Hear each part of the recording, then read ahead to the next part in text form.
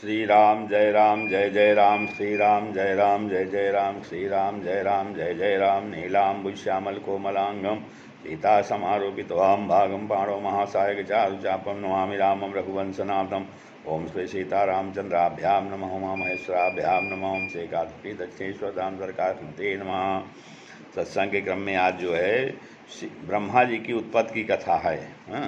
तो मैत्रेय जी कहते हैं कि सत्य सेवनीयो बत कुरुवंशो यल्लोकपालो भगवत प्रधानः बभूविथेहाजित कीर्तिमालाम पदे पदे नूतन यस्य भीषणम। श्री मैत्रेय जी ने कहा मैत्रेय जी विदुर जी से कहते हैं कि आप तो है भगवत भक्तों में प्रधान लोकपाल यमराज जी हैं। विदुर जी यमराज जी के अवतार हैं।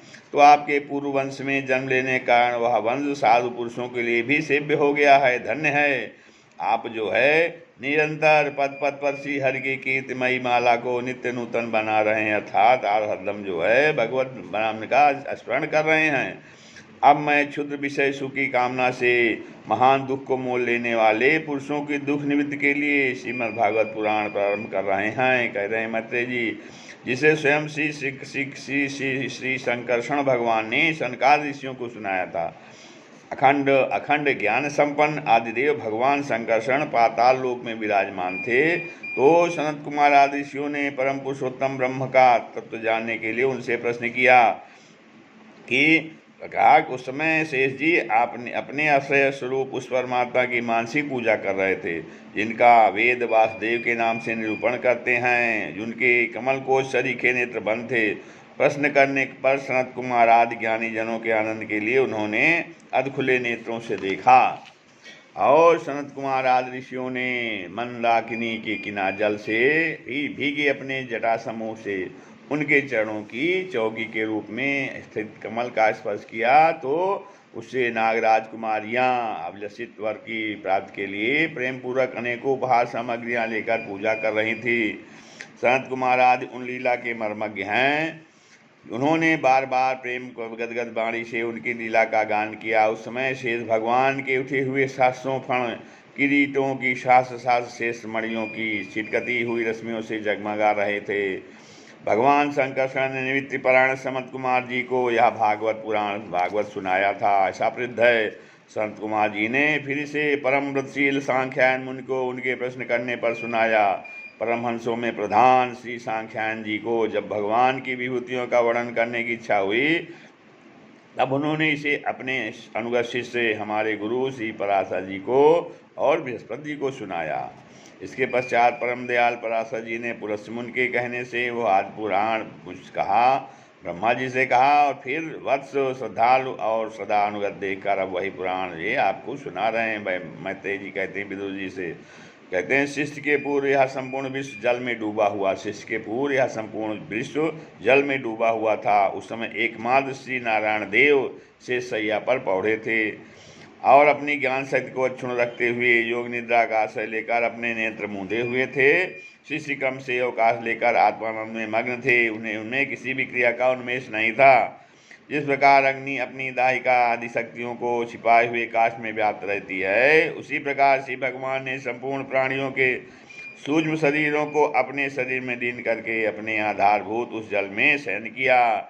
उन्हें स्थिति काल आने पर पुनः जगाने के लिए केवल काल शक्ति को जारी रखा।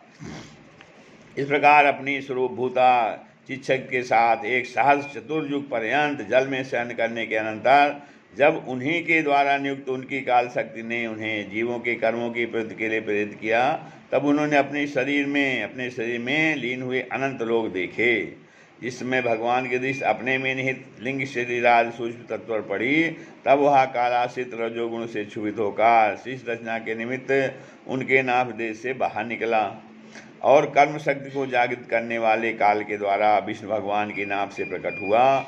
वह सूक्ष्म तत्व तो कमल कोश के रूप में सासा ऊपर उठा और उसने सूर्य के समान अपने तेज से उस अपार जलराज को दीप्यमान कर दिया। संपूर्ण गुणों की को प्रकाशित करने वाले उस सर्वलोकमय कमल में वे विष्णु भगवान ही अंतर्यामी रूप से प्रविष्ट हो गए। तब उसमें से बिना पढ़ाए ही स्वयं संपूर्ण वेदों को जानने वाले साक्षात वेदमूर्ति श्री ब्रह्मा जी प्रकट हुए।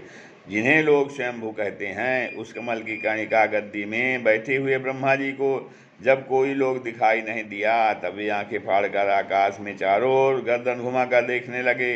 इससे उनके चारों दिशाओं में चार मुख हो गए। उस समय प्रलयकालीन पवन के थपेड़ों से उछलती हुई जल की तरंगमालाओं के कारण उस जलराशि से ऊपर उठे हुए कमल पर विराजमान आदिदेव ब्रह्मा जी को अपना तथा उस लोक तत्व स्वरूप कमल का कुछ भी रहस्य न जान पड़ा। वे सोचने लगे, इस कमल की कर्णिका पर बैठा हुआ मैं कौन हूँ? यह कमल भी बिना किसी अन्य आधार के जल में कहाँ से उत्पन्न हुआ? इसके नीचे अवश्य कोई ऐसी वस्तु होनी चाहिए जिसके आधार पर यह स्थित है। तो ब्रह्मा जी अब कमल की कर्णिका पर बैठे थे, सोच रहे हैं कि कमल भी बिना किसी अन्य आधार के जल से कहाँ से आया, इससे नीचे और कोई वस्तु है, इसलिए उसको खोजने लगे। ऐसा सोचकर वे उस कमल की नाल के सूक्ष्म छिद्रों में होकर उस जल में घुसे, किंतु उस नाल के आधार को खोजते खोजते नाभ देश के समीप पहुंच जाने पर भी वे उसे पा नहीं सके। विदुर जी, उस अपार अंधकार में अपने उत्पत्ति स्थान को खोजते खोजते ब्रह्मा जी को बहुत काल बीत गया। यह काल ही भगवान का चक्र है, जो प्राणियों को भयभीत करता हो उनकी आयु को क्षीण करता है। अंत में विफल मनोरथ हो वे वहाँ से लौट आए और पुनः अपने आधारभूत कमल पर बैठकर धीरे धीरे प्राणवायु को जीतकर चित्त को निसंकल्प किया और समाधि में स्थित हो गए। इस प्रकार पुरुष की पूर्ण आयु के बराबर काल तक अर्थात दिव्य 100 वर्ष तक अच्छी तरह योगाभ्यास करने पर ब्रह्मा जी को ज्ञान प्राप्त हुआ। तब उन्होंने अपने उस अधिष्ठान को, जिसे वे पहले खोजने पर भी नहीं देख पाए थे, अपने ही अंतःकरण में प्रकाशित होते देखा।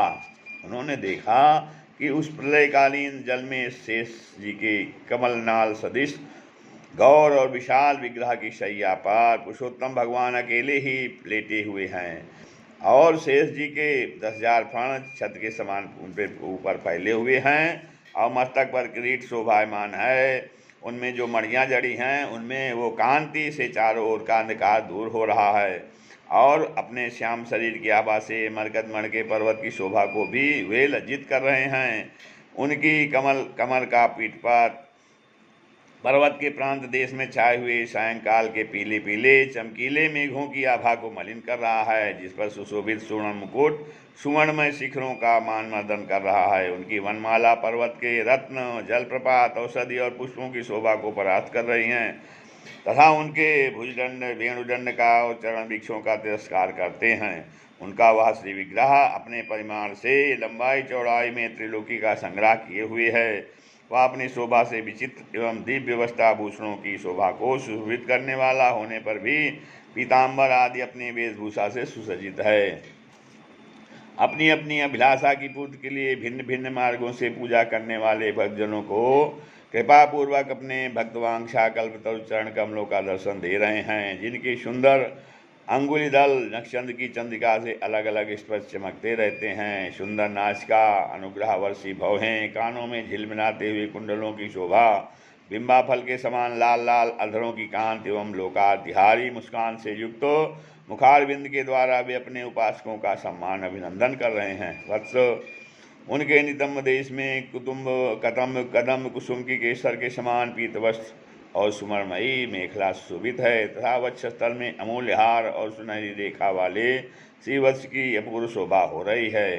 वे अव्यक्त मूल चंदन वृक्ष के समान हैं। महामूल्य केयूर और उत्तम उत्तम मणियों से सुशोभित उनके विशाल भुजदंड ही मानो उनकी सहस्रों शाखाएं हैं और चंदन के वृक्षों में जैसे बड़े बड़े सांप लिपटे रहते हैं, उसी प्रकार उनके कंधों को शेष जी के फणों ने लपेट रखा है। वे नागराज अनंत के बंधु श्री नारायण ऐसे जान पड़ते हैं मानो कोई जल से घिरे हुए पर्वतराज ही हों।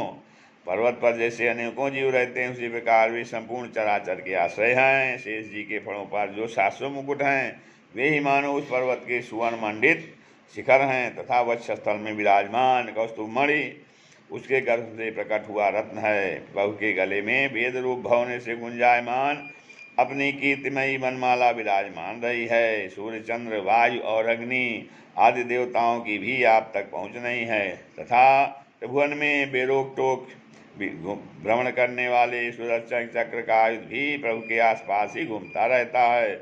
उसके लिए भी आप अत्यंत दुर्लभ हैं तब विश्व रचना की इच्छा वाले लोग विधाता ब्रह्मा जी ने भगवान के नाभ सरोवर से प्रकट हुआ वह कमल, जल, आकाश, वायु और अपना शरीर, केवल ये 5 ही पदार्थ देखे।